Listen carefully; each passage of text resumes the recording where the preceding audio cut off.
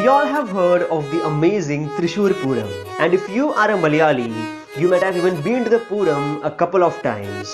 But do you know how it started? Do you know how many temples take part in the Pooram? What role do the elephants exactly play in the Pooram? And do you know the reason behind the grand percussion, the Ilinjidara Melam and those loud fireworks? Well, there are a lot of things that makes our Thrissur Pooram one of its kind. And here are a list of 5 things that every Malayali should know about the Thrissur Pooram. Number 1. The Thrissur Pooram was not always the biggest Pooram. People from all over the globe flock to witness the Thrissur Pooram. It is the biggest and the most popular among the Poorams in Kerala. But this wasn't always the case. The Arattapura Pooram held this title for quite a long time. In fact, the temples from Thrissur participated in the Arattapura Pooram until once they were denied entry for arriving late back in 1798. In revenge, the Thrissur Naduvari, the chief of Vadaganathan, known as Yogadhiripadu and Kuttanellur Naduvari, organized a Pooram in Thrissur. But this isn't the end of the story. The Kuttanellur Naduvari withdrew its support because of mutual differences, and the Pooram started to lose its charm. And this is when the Shaktan Tampuran, His Highness Ramavarma Raja, the then Maharaja of Kochi, stepped in to unite the 10 temples around the Vadaganathan temple and turned the Pooram into Thrissur Pooram as we know it today. Number 2. The temples that take part in the Pooram. It is said that Shaktan Tampuran classified the 10 temples around the Vadaganathan area into 2 groups as we know them today.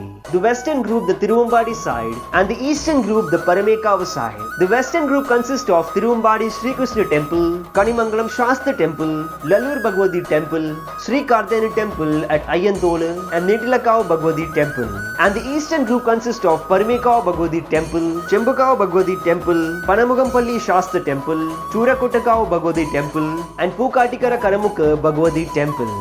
Number 3. Not 1 but 7 days. The Pooram is a 7-day festival that starts with the Kodiyatam, which means a flag hoisting.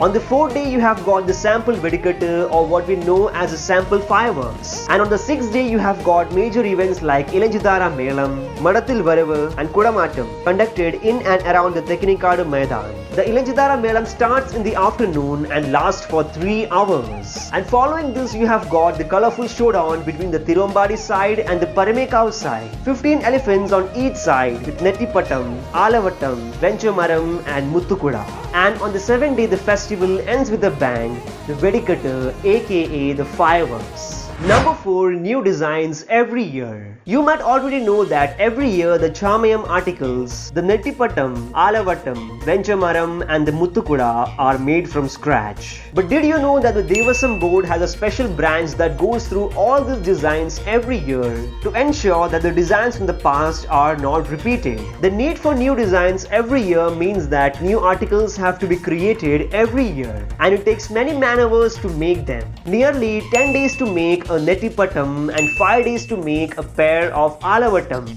And now you can imagine the amount of energy, time and efforts it takes to make 55 umbrellas in 55 different patterns. Number 5. Celebrity elephants, celebrity percussionists and loud fireworks. Now that about sums it up, doesn't it? Elephants have been a major draw for Pooram enthusiasts. With 30 elephants as a part of the main Pooram and 60 to 70 tuskers participating in smaller processions, the Thrissur Pooram is a place you should be if you are an Anapremi, aka an elephant lover. The second attraction of the Pooram is a percussion ensemble. I mean, why wouldn't it be? It is said to be the second largest percussion assembly in the world. The Panchavadhyam and the Panchari Melam echo in the warm summer air as over 200 artists play in unison to deliver a splendid performance. And nothing can stop you from grooving your hands and your feet unless and until you are a deaf person. And then there is a Vedikattu, aka the fireworks. They are well renowned all over the country. Most Pooram enthusiasts stay up all night to get the most amazing view of the fireworks. People from faraway places come to get an amazing view of the pyrotechnics. And the colorful sparklers light up the entire sky from both the sides. And the final fireworks the following noon, after the goddesses bid farewell to each other, and this marks the end of Pooram.